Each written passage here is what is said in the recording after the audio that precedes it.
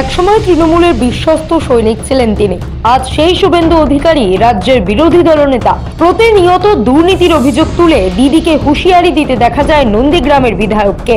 এসবের মাঝেই সোমবার পূর্ব মেদিনীপুরের তমলুকের নিমতৌড়ি সভামঞ্চে দাঁড়িয়ে নাম না করে শুভেন্দু অধিকারীর বিরুদ্ধে তোপ দাগলেন মুখ্যমন্ত্রী মমতা বন্দ্যোপাধ্যায়। নিয়োগ দুর্নীতিতে যুক্ত থাকার অভিযোগ তুললেন তিনি। মুখ্যমন্ত্রীর চ্যালেঞ্জ, সাধুগিরি বের করবই। সেইভাবে কোর্টে গিয়ে গরিব ছেলে মেয়েদের চাকরি খেয়ে সাধু সেজে বসে আছেন, এই সাধুগিরি আমরা বের করবই। লোকসভা নির্বাচনের মুখে দুর্নীতি ইস্যুকেই হাতিয়ার করেছে বিরোধীরা। শিক্ষক নিয়োগ দুর্নীতি মামলায় বর্তমানে জেলবন্দি প্রাক্তন শিক্ষামন্ত্রী পার্থ চট্টোপাধ্যায় সহ একাধিক নেতা মন্ত্রী যেন বাড়তি অক্সিজেন যোগাচ্ছে পদ্ম শিবিরকে।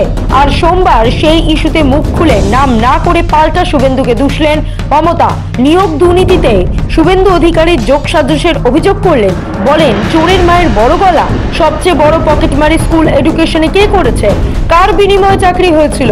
কিসের বিনিময়ে চাকরি হয়েছিল খবর আমিও রাখি, কিন্তু চাকরি আমি কারোর যেতে দেব না।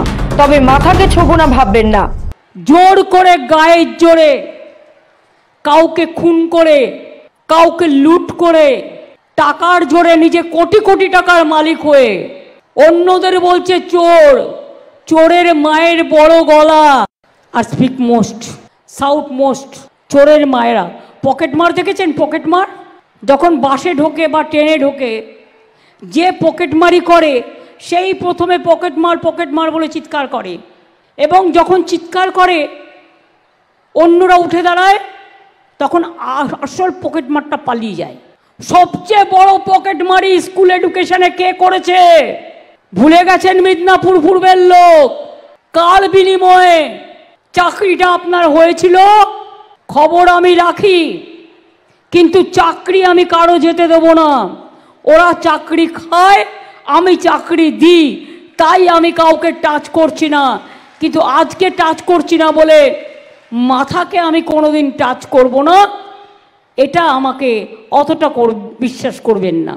ইডি, সিবিআই এর মতো কেন্দ্রীয় তদন্তকারী সংস্থাকে রাজনৈতিক স্বার্থে ব্যবহার করছে বিজেপি।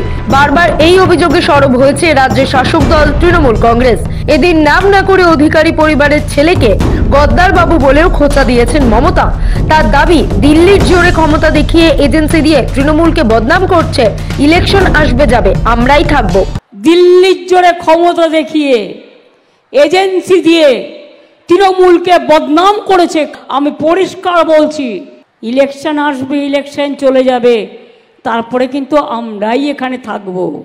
মনে রাখবেন, গদ্দারদের কমরেডরা, গদ্দার বাবুরা, আমি নাম বলি না, বলতে আমার লজ্জা লাগে। মমতার হুঁশিয়ারি, এই সাধুগিরি বের করবই। মুখ্যমন্ত্রীর আরও সংযোজন, সত্যিকারের সাধুকে সম্মান করি, সাধুর পোশাক পরে অসাধু কাজ করলে সম্মান করি না। এদিন কেন্দ্রীয় বঞ্চনার ইস্যুতেও সুর চড়ান মমতা। অনিমেষ প্রামাণিকের রিপোর্ট, সময়, কলকাতা।